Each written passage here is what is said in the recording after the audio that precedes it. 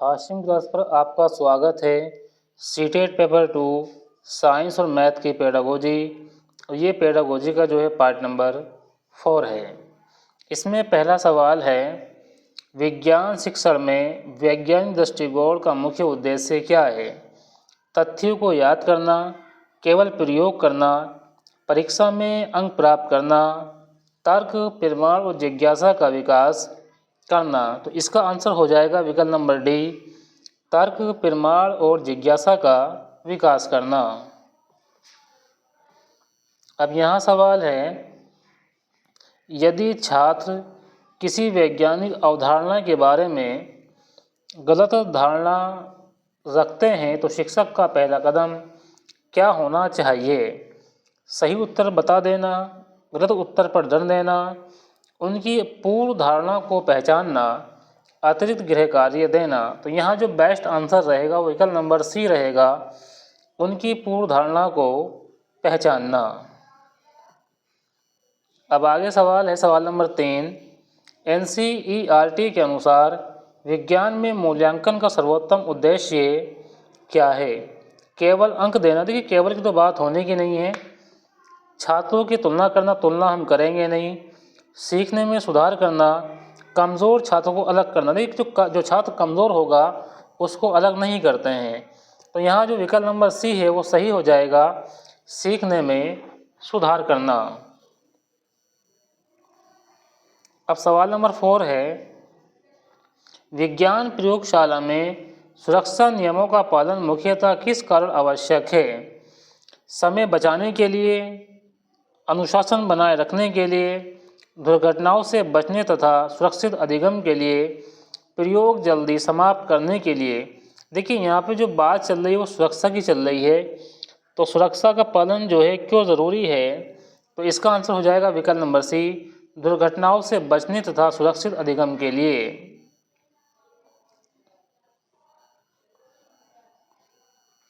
अब देखिए सवाल नंबर 5 है, कंस्ट्रक्टिविस्ट अप्रोच में शिक्षक की भूमिका क्या होती है?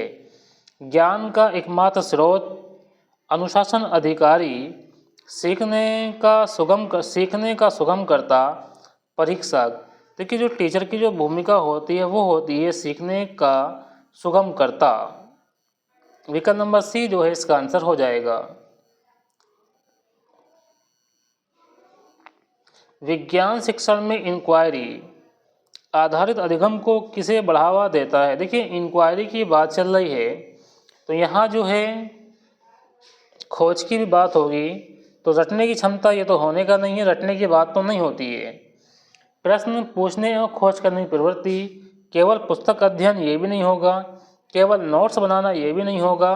तो विकल्प नंबर बी जो है इसका आंसर हो जाएगा, प्रश्न पूछने एवं खोज करने की प्रवृत्ति। फॉर्मेटिव असेसमेंट का प्रमुख उद्देश्य क्या है? देखिए यहाँ पे हम बात चल रही है फॉर्मेटिव असेसमेंट की, तो ये इसमें क्या है, इसमें जो है सुधार करना होगा। इसमें क्या करेंगे हम, सुधार करेंगे। तो अंतिम परिणाम घोषित करना, सीखने के दौरान सुधार करना, मेरिट सूची बनाना, प्रमाण पत्र देना। तो विकल्प नंबर 20 का सही आंसर हो जाएगा, सीखने के दौरान सुधार करना।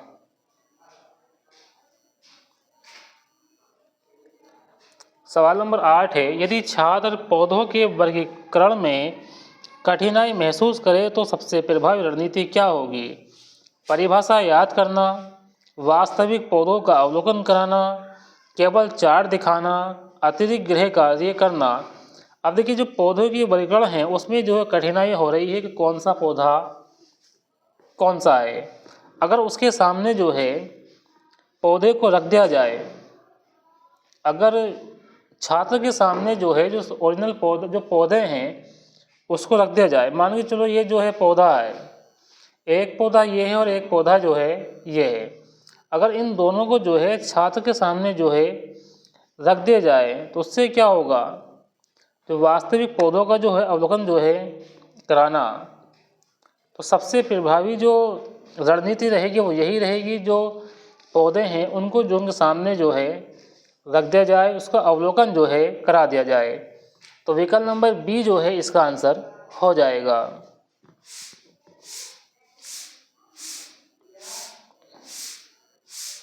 अब देखिए सवाल नंबर 9 है, विज्ञान शिक्षण में कॉन्सेप्ट मैपिंग मुख्यतः किसके लिए उपयोगी है? अनुशासन बनाए रखने के लिए, अवधारणाओं के संबंध स्पष्ट करने के लिए, गृह कार्य देने के लिए, अंक बढ़ाने के लिए। तो विकल्प नंबर बी जो है इसका आंसर सही हो जाएगा, अवधारणाओं के संबंध स्पष्ट करने के लिए। अब सवाल नंबर 10 है, विज्ञान हाइपोथेसिस का अर्थ है अंतिम निष्कर्ष, प्रमाणिक सिद्धांत, परीक्षण योग्य अनुमान, वैज्ञानिक नियम। तो इसका विकल्प नंबर सी सही हो जाएगा, परीक्षण योग्य अनुमान।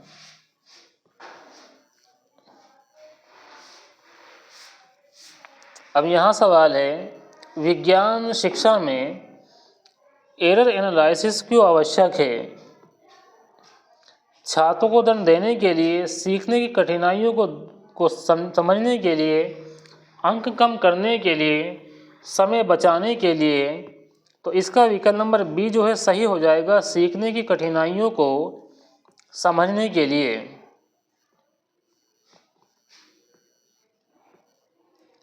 सवाल नंबर 12, वैज्ञानिक प्रक्रिया कौशल में कौन सा कौशल शामिल नहीं है? अब देखिए यहाँ जो बात की जा रही है वो जो है नहीं की बात चल रही है, मतलब यहाँ पे जो नेगेटिव आंसर होगा वो सही हो जाएगा। जैसे हम बात करते हैं रटना जो है क्या होता है, ये नेगेटिव होता है, और जहाँ केवल आता है तो वो क्या होता है, वो भी नेगेटिव होता है। तो इसमें ए में अवलोकन, वर्गीकरण, अनुमान लगाना, रटना, देखिए रटने की बात नहीं होती है। तो विकल्प नंबर इसका जो है डी सही हो जाएगा, रटना, क्योंकि यहाँ नहीं है तो इसलिए जो आंसर होगा विकल्प नंबर डी सही हो जाएगा, रटना। अब देखिए सवाल नंबर 13 है, विज्ञान की कक्षा में खुला प्रश्न, ओपन एंडेड क्वेश्चन पूछने का उद्देश्य क्या है? केवल उत्तर प्राप्त करना, आलोचनात्मक चिंतन विकसित करना, समय बचाना, गृह कार्य देना। देखिए केवल की तो बात हम नहीं करते, अब जो है समय बचाने की बात इसमें होगी नहीं, गृह कार्य की बात इसमें होगी नहीं। तो विकल्प नंबर 20 का आंसर हो जाएगा, आलोचनात्मक चिंतन विकसित करना।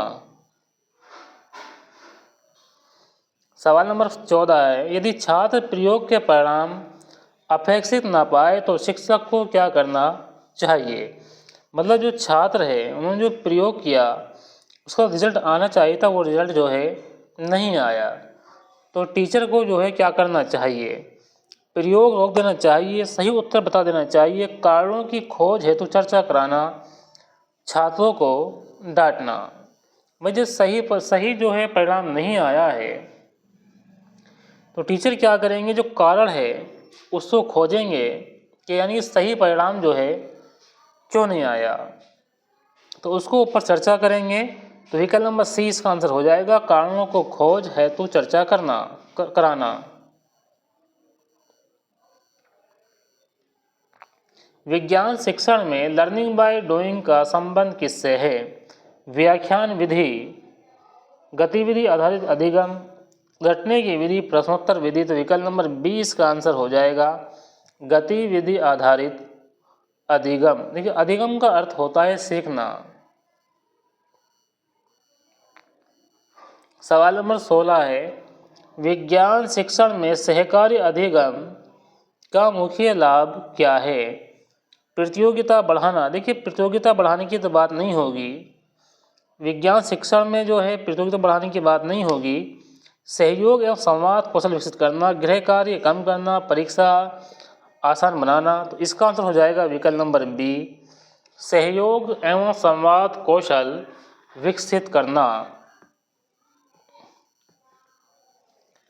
विज्ञान में ब्लूम्स टैक्सोनॉमी का उच्चतम स्तर कौन सा है? Remember, understand, analyse, create. विकल्प नंबर बी जो है इसका आंसर हो जाएगा, क्रिएट।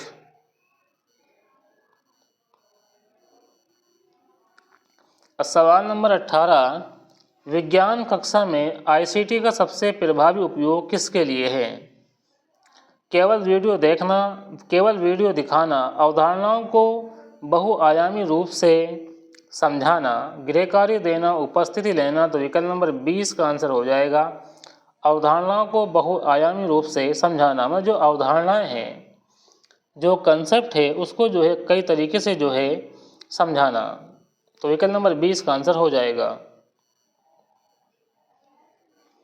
सवाल नंबर 19, विज्ञान शिक्षा में परियोजना कार्य प्रोजेक्ट वर्क मुख्यतः किसका विकास करता है? केवल स्मृति, समस्या समाधान एवं सहयोग, रटना, लिखावट। तो विकल्प नंबर 20 का आंसर हो जाएगा समस्या समाधान एवं सहयोग। सवाल नंबर 20, विज्ञान में डायग्नोस्टिक टेस्ट का उद्देश्य क्या है? अब देखिए इस टेस्ट में क्या होगा, जो कठिनाई आती है उनको जो है पहचानना। डायग्नोस्टिक टेस्ट में जो है कठिनाई को पहचाना जाता है, मतलब कठिनाई जो आ रही है उसको पहचानना है। अंतिम मूल्यांकन, सीखने की कठिनाइयों को पहचानना, प्रमाण पत्र देना, मेरिट बनाना। तो विकल्प नंबर 20 का आंसर हो जाएगा सीखने की कठिनाइयों को पहचानना। सवाल नंबर 21, वैज्ञानिक नियम और वैज्ञानिक सिद्धांत में मुख्य अंतर क्या है? दोनों समान हैं, नियम केवल अनुमान है, नियम घटना का वर्णन करता है, सिद्धांत उसकी व्याख्या करता है, सिद्धांत कभी नहीं बदलता। तो विकल्प नंबर सी जो इसका आंसर हो जाएगा नियम घटना का वर्णन करता है, सिद्धांत उसकी व्याख्या करता है। अब यहाँ सवाल है, विज्ञान शिक्षा में स्थानीय संसाधनों का उपयोग क्यों महत्वपूर्ण है? जो स्थानीय जो संसाधन होते हैं उसका जो उपयोग है क्यों महत्वपूर्ण है? खर्च बढ़ाने के लिए, वास्तविक जीवन से जोड़ने के लिए, केवल परीक्षा हेतु, समय व्यतीत करने हेतु। तो विकल्प नंबर 20 का आंसर हो जाएगा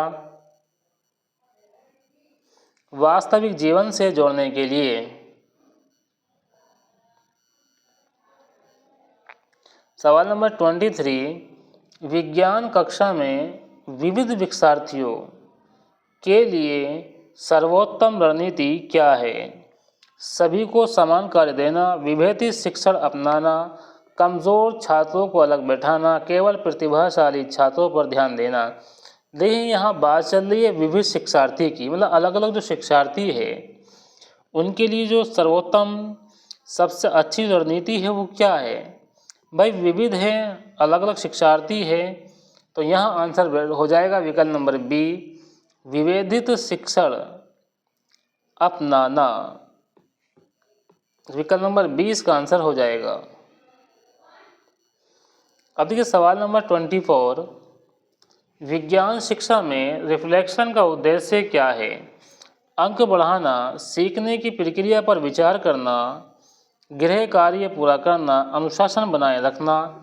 तो विकल्प नंबर 20 का आंसर हो जाएगा सीखने की प्रक्रिया पर विचार करना। सवाल नंबर 25, यदि छात्र किसी वैज्ञानिक निष्कर्ष से असहमत हो तो शिक्षक को क्या करना चाहिए? असहमति रोक देना, प्रमाण आधारित चर्चा कराना, दंड देना, उत्तर याद कराना। तो देखिए विकल्प नंबर 20 का सही हो जाएगा प्रमाण आधारित चर्चा कराना। अब सवाल नंबर 26, विज्ञान शिक्षण में मॉडल का प्रमुख उद्देश्य क्या है?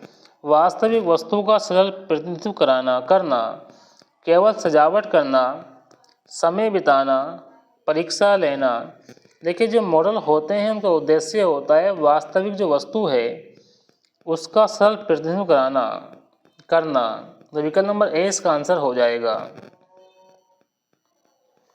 अब सवाल नंबर 27, विज्ञान शिक्षा में एविडेंस बेस्ड लर्निंग का अर्थ है केवल पुस्तक पढ़ना, प्रमाण एवं डेटा के आधार पर निष्कर्ष निकालना, रटना, अनुमान लगाना। तो विकल्प नंबर 20 का आंसर हो जाएगा प्रमाण एवं डेटा के आधार पर निष्कर्ष निकालना। सवाल नंबर 28, विज्ञान शिक्षक द्वारा छात्रों से आप ऐसा क्यों सोचते हैं पूछना किस कौशल को बढ़ावा देता है?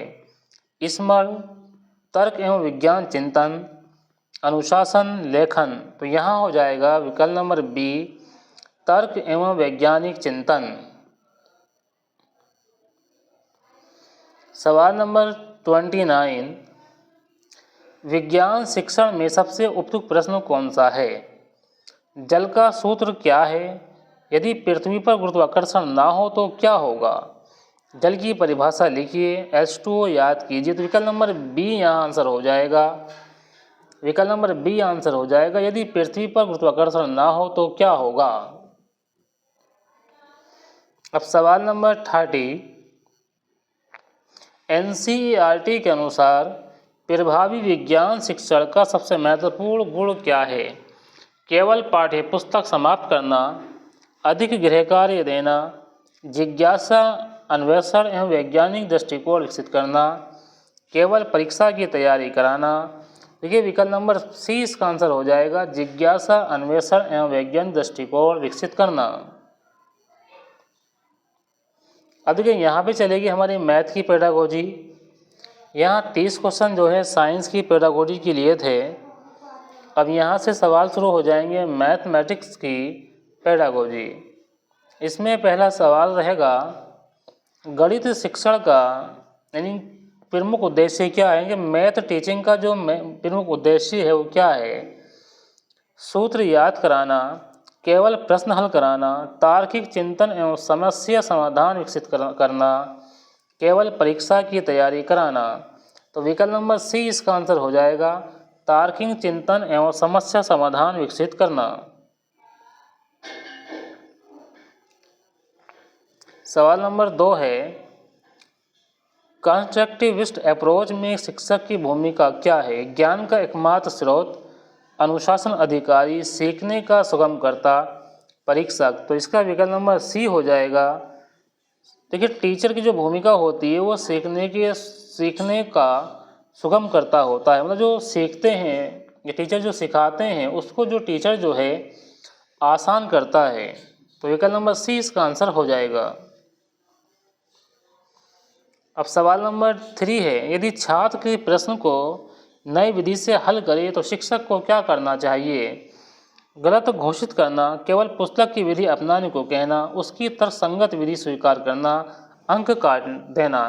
विकल्प नंबर सी आंसर हो जाएगा, उसकी तर्कसंगत विधि स्वीकार करना।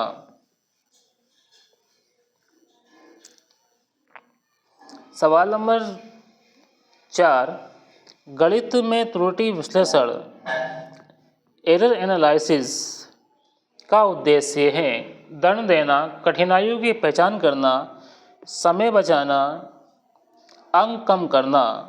देखिए जो त्रुटि है, अब यहाँ कोई विद्यार्थी है जो है यहाँ पे जो है गलती कर रहा है, मतलब बी उसको ऐसे लिखना है या वो बी जो है इस तरह से लिखता है, यदि उसके ऐसे लिखना है तो वो जो ऐसे लिखता है।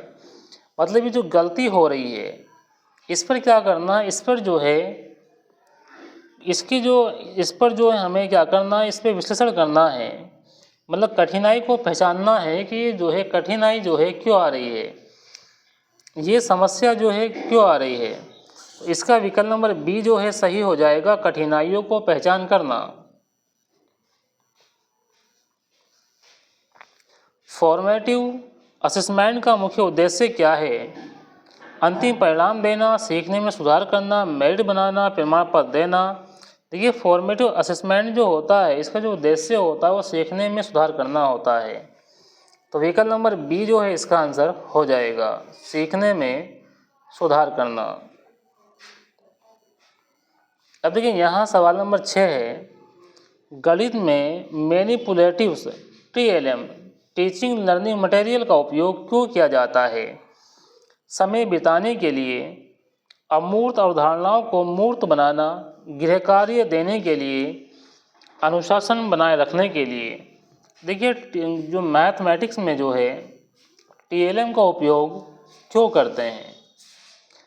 अब देखिए, जो अमूर्त अवधारणा होती है उसको जो है मूर्त बनाना होता है। यानी कि यहाँ पे जो है ये कोई वस्तु है, ठीक है, इसके बारे में हम जो है किसी वस्तु के बारे में बता रहे हैं इनडायरेक्ट तौर पे। अब फिर जो है हम जो टेरम का उपयोग करते हैं, अब इसी को बताते हैं। अब जब इसको अवधारणा को बताने हैं तो यहाँ बताते हैं कि ये जो बात है ना, ये अब यहाँ तो ये से हम बता रहे थे कि वस्तु जो है ऐसी होती है, और यहाँ से हम यहाँ आ जाते हैं कि ये जो है वस्तु है। यानी कि अमूर्त अवधारणाओं को मूर्त बनाना, इस तरह से समझिए कि हम जो है इनडायरेक्ट बात करते हैं, बाद में क्या हो जाता है उसको डायरेक्ट जो है हो जाती है। तो यहाँ इनडायरेक्ट है और यहाँ क्या है वो डायरेक्ट है, ऐसा समझिए। तो विकल्प नंबर जो है 20 का आंसर हो जाएगा अमूर्त अवधारणाओं को मूर्त बनाना। सवाल नंबर 7, समस्या समाधान विधि किसने दी। पियाजे ने, ब्रूनर ने, जॉर्ज पोलिया ने, स्किनर ने। तो विकल्प नंबर इसका जो है सी सही हो जाएगा, जॉर्ज पोलिया। ये कौन सी विधि दी है, ये दी है समस्या समाधान। सवाल नंबर 8 है, गणितीय संप्रेषण मैथमेटिकल कम्युनिकेशन का अर्थ है केवल उत्तर लिखना, गणितीय विचारों को स्पष्ट रूप से व्यक्त करना, रटना, केवल गणना करना। तो विकल्प नंबर बी जो है यहाँ आंसर हो जाएगा, गणितीय विचारों को स्पष्ट रूप से व्यक्त करना। यहाँ सवाल है, ब्लूम्स टैक्सोनॉमी का उच्चतम स्तर है रिमेंबर, अंडरस्टैंड, एनालाइज, क्रिएट। विकल्प नंबर डी इसका सही हो जाएगा। सवाल नंबर 10 है, एनसीईआरटी के अनुसार गणित सीखने का सर्वोत्तम तरीका यानी सबसे अच्छा तरीका है रटना, गतिविधि आधारित अधिगम, केवल व्याख्यान, गृह कार्य। तो विकल्प नंबर 20 का आंसर हो जाएगा गतिविधि आधारित अधिगम। अब देखिए यहाँ पे है डायग्नोस्टिक टेस्ट। अब देखिए जहाँ पे ये लिखा हुआ आता है डायग्नोस्टिक, तो इसका क्या हो जाएगा, कठिनाई को पहचानना, कठिनाई को पहचानना, मतलब जो कठिनाई आ रही है उसको जो है पहचानना, उसके लिए प्रयोग किया जाता है डायग्नोस्टिक टेस्ट। तो विकल्प नंबर 20 का आंसर हो जाएगा कठिनाइयों को पहचानना। सवाल नंबर 12, गणितीय तर्क रीजनिंग किसका भाग है। केवल अंगणित, उच्च स्तरीय चिंतन, केवल लेखन कौशल, स्मृति। विकल्प नंबर 20 का आंसर हो जाएगा उच्च स्तरीय चिंतन। सवाल नंबर 13, यदि छात्र उत्तर गलत दे तो शिक्षक को क्या करना चाहिए। डांटना, सही उत्तर बताना, सोचने की प्रक्रिया समझना, कक्षा से बाहर भेजना। तो विकल्प नंबर सी जो है इसका आंसर हो जाएगा सोचने की प्रक्रिया समझना। सवाल नंबर 14, गणित में ओपन एंडेड क्वेश्चन का उद्देश्य क्या है। एक उत्तर प्राप्त करना, रचनात्मक सोच विकसित करना, गृह कार्य देना, समय बचाना। तो विकल्प नंबर 20 का आंसर हो जाएगा रचनात्मक सोच विकसित करना। सवाल नंबर 15, गणित में प्रोजेक्ट वर्क किसका विकास करता है। रटना, सहयोग एवं समस्या समाधान, केवल लेखन, केवल गणना। तो विकल्प नंबर 20 का आंसर हो जाएगा सहयोग एवं समस्या समाधान। सवाल नंबर 16, गणित में सबसे प्रभावी मूल्यांकन कौन सा है। केवल वार्षिक परीक्षा, सतत एवं व्यापक मूल्यांकन, मौखिक परीक्षा, सरप्राइज टेस्ट। तो विकल्प नंबर 20 का आंसर हो जाएगा सतत एवं व्यापक मूल्यांकन। सवाल नंबर 17, गणित शिक्षण में स्थानीय सामग्री का उपयोग क्यों किया जाता है। खर्च बढ़ाने हेतु, अवधारणाओं को जीवन से जोड़ने हेतु, समय बिताने हेतु, अनुशासन हेतु। तो विकल्प नंबर बी जो है इसका आंसर हो जाएगा अवधारणाओं को जीवन से जोड़ने हेतु। अब देखिए आगे सवाल देखेंगे, इसमें सवाल नंबर जो हो जाएगा वो अब रहेगा हमारा 18। इसका आंसर हो जाएगा विकल्प नंबर बी, अवधारणाओं को जीवन से जोड़ने हेतु। अब देखिए आगे सवाल है, सवाल नंबर 18, बर्नर के अनुसार गणित सीखने का सर्वोत्तम क्रम है ABCD। तो यहाँ जो आंसर हो जाएगा विकल्प नंबर सी हो जाएगा, इनएक्टिव, आइकॉनिक, सिंबॉलिक। विकल्प नंबर सी इसका आंसर हो जाएगा। अब सवाल नंबर 19, गणित में अनुमान का मुख्य उद्देश्य है उत्तर रटना, उत्तर की युक्ति संगत जांचना, समय नष्ट करना, परीक्षा पास करना। तो विकल्प नंबर 20 का आंसर हो जाएगा उत्तर की युक्ति संगतता जांचना।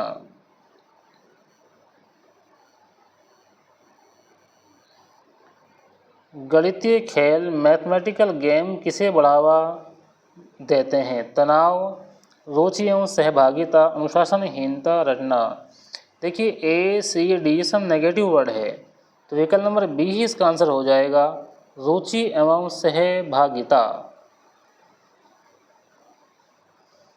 सवाल नंबर 21, यदि छात्र भिन्न फ्रैक्शंस में कठिनाई महसूस करें सबसे उपयुक्त उपाय क्या है?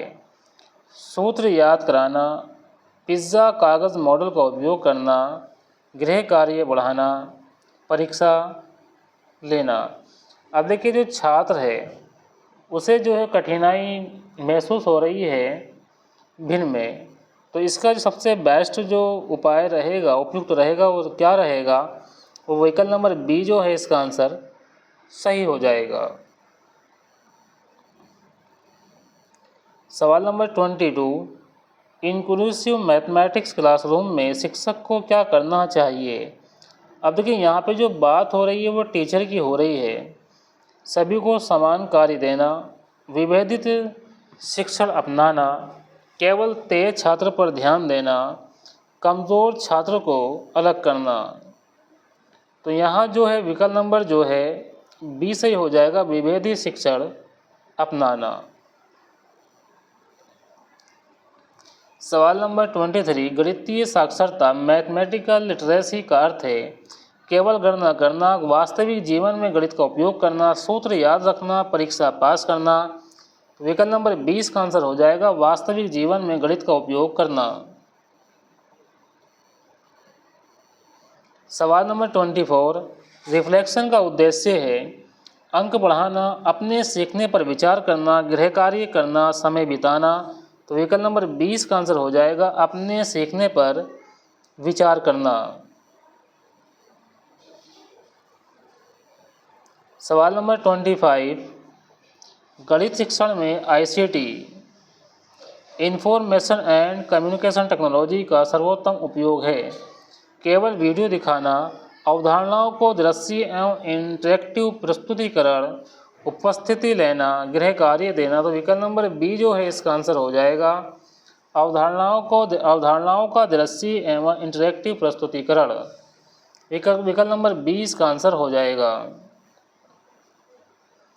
सवाल नंबर 26, गणित में मिसकंसेप्शन दूर करने का सर्वोत्तम तरीका है उत्तर याद कराना, गतिविधियां और चर्चा द्वारा अवधारणा स्पष्ट कराना, डांटना, परीक्षा लेना। तो विकल्प नंबर 20 का आंसर हो जाएगा, गतिविधियों एवं चर्चा द्वारा अवधारणा स्पष्ट करना।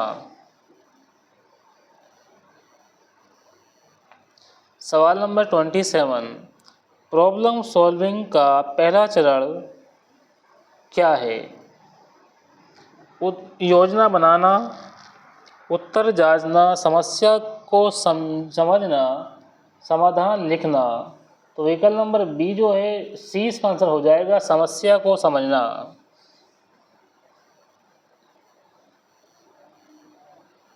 सवाल नंबर 28, गणित में उच्च स्तरीय प्रश्न हायर ऑर्डर क्वेश्चन किसका विकास करता है? स्मृति, विश्लेषण एवं तर्क, लिखावट, रटना। तो विकल्प नंबर 20 का आंसर हो जाएगा, विकल्प नंबर बी आंसर हो जाएगा, विश्लेषण एवं तर्क। अब सवाल नंबर 29, यदि छात्र किसी उत्तर का उचित तर्क प्रस्तुत करें तो शिक्षक को क्या करना चाहिए? अनदेखा करना, तर्क पर चर्चा करना, केवल पुस्तक का उत्तर स्वीकार करना, अंक काटना। तो विकल्प नंबर बी जो है आंसर सही हो जाएगा। विकल्प नंबर बी जो आंसर सही हो जाएगा, तर्क पर चर्चा करना। देखिए अनदेखा करना ये तो एक नेगेटिव वर्ड हो जाएगा, अंक काटना भी नेगेटिव वर्ड हो जाएगा और केवल वाला आंसर भी नहीं होगा, तो विकल्प नंबर बी ही इसका आंसर हो जाएगा। अब देखिए यहाँ सवाल है, एनसीईआरटी के अनुसार प्रभावी गणित शिक्षण का सबसे महत्वपूर्ण उद्देश्य क्या है?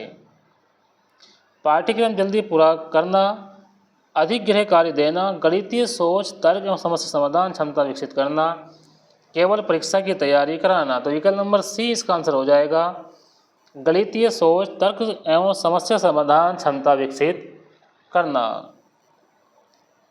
अब देखिए यहाँ हमने जो है साइंस पेडागोजी के 30 क्वेश्चन करा दिए, मैथ पेडागोजी के जो है 30 क्वेश्चन करा दिए हैं। ये हमारी सीरीज़ जो है चल रही है, जिसमें हम पेडागोजी और साथ में जो क्वेश्चन हैं और वो भी हम करा रहे हैं, जिसमें 4 पार्ट तो इस पेडागोजी के हो गए और 4 ही जो है दूसरे पार्ट हमने जो है साइंस और मैथ के जो है करा दिए हैं। तो वीडियो ये जो सीरीज़ हमारी चल रही हैं, वीडियो को लाइक करें और अपने दोस्तों में शेयर करें। चैनल्स को सब्सक्राइब करना ना भूलें। आप चैनल से हमारे जुड़ेंगे तो ये सीरीज़ जो है आज चलती रहेगी। मिलते हैं आपसे नेक्स्ट वीडियो में। Thanks for watching this video.